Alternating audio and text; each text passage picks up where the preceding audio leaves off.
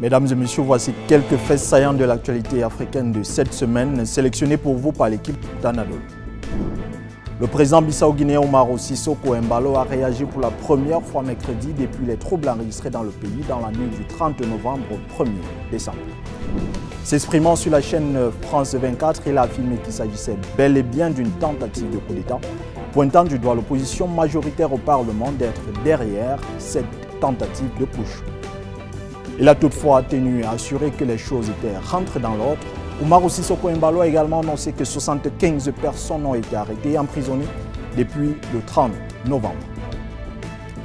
En Mauritanie, la Cour criminelle chargée des crimes de corruption a condamné lundi à 5 ans de prison ferme l'ancien président Mohamed Ould Abdelaziz, jugé depuis janvier 2023 pour plusieurs délits financiers. L'ex-président mauritanien et 10 de ses collaborateurs étaient jugés dans le cadre de l'affaire dite du dossier de la décennie en allusion aux 10 années que Mohamed Ould Abdelaziz a passé au pouvoir. Le 24 octobre dernier, le procureur avait requis une peine de 20 ans de réclusion contre Mohamed Ould Abdelaziz.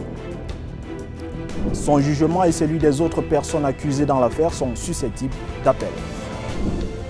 Au moins 85 personnes ont perdu la vie à la suite du bombardement accidentel effectué dimanche dans un village de l'état de Kaduna par l'armée de l'air nigériane.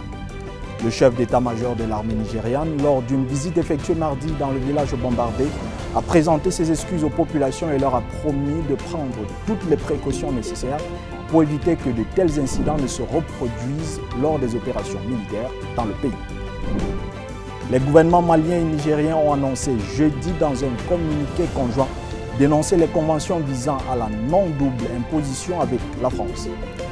Ces conventions seront donc annulées dans un délai de 3 mois, selon la même source.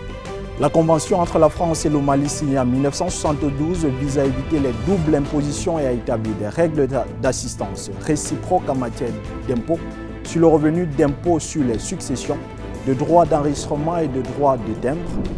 En août dernier, le Burkina Faso avait à son tour mis fin à la convention de non-double imposition signée avec la France en 1965. Rendez-vous sur le site www.aa.com.tr/fr pour découvrir les détails de toutes ces informations ainsi que d'autres sujets qui marquent l'actualité africaine.